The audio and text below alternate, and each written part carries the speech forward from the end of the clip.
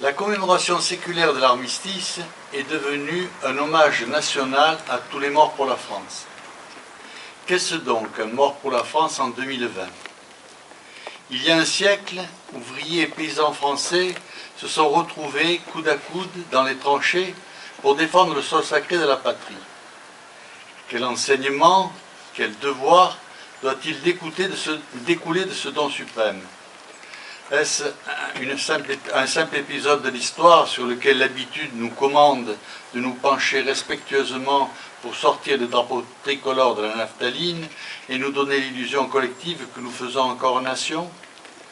Est-ce une tolérance libérale que de nous laisser commémorer, c'est-à-dire nous rappeler ensemble qu'il fut un temps où le patriotisme n'était pas une insulte, qu'il a été au contraire l'instinct de survie collectif qui a permis le salut de la France face aux agressions de l'étranger? Est-il besoin d'évoquer l'importance capitale du 11 novembre dans la mémoire collective? Défait en juin 40, la France sort de sa torpeur à la veille du 11 novembre, quand les autorités d'occupation déclarent prohiber sous toutes ses formes l'expression d'un souvenir insultant pour le Reich et attentatoire à l'honneur de la Wehrmacht.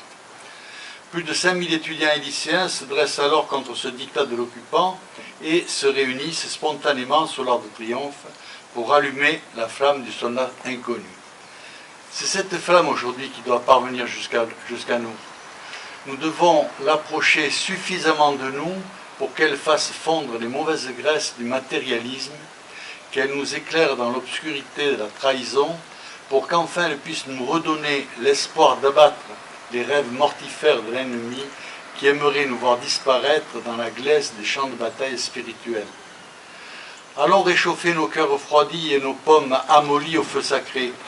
Souvenons-nous que nous sommes les descendants de ces ouvriers et paysans aux tenues horizon qui, après avoir baptisé les labours de leur sueur, y ont versé leur sang.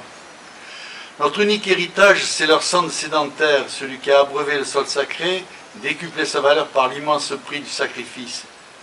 Oui, ces Français sont morts parce qu'ils étaient Français. Ils savaient ce que cela coûtait et commander. Était-ce en vain? Cela pourrait l'être si nous trahissons le don suprême de nos aïeux. Il ne le faut pas. Si le souvenir subsiste, ne serait-ce que par l'un d'entre nous, rien n'est perdu. Pris dans le chaos de la débâcle, le capitaine Antoine de Saint-Exupéry écrit en 1940 sur les routes de France: une foule en vrac, s'il est une seule conscience où déjà se noue, n'est plus en vrac. Les pierres du chantier ne sont en vrac qu'en apparence. S'il est perdu dans le chantier, un homme serait-il seul qui pense cathédrale? Quiconque porte dans le cœur une cathédrale à bâtir est déjà vainqueur. Le sang de nos héros est semence, il est communion. Ne soyons pas les sacristains du souvenir, n'asséchons pas le sang sacré dans la poussière de l'histoire. Au contraire, aimons-le, agissons, soyons vainqueurs, bâtissons les nouvelles cathédrales. Clamons à la face du monde que nous ne sommes pas morts.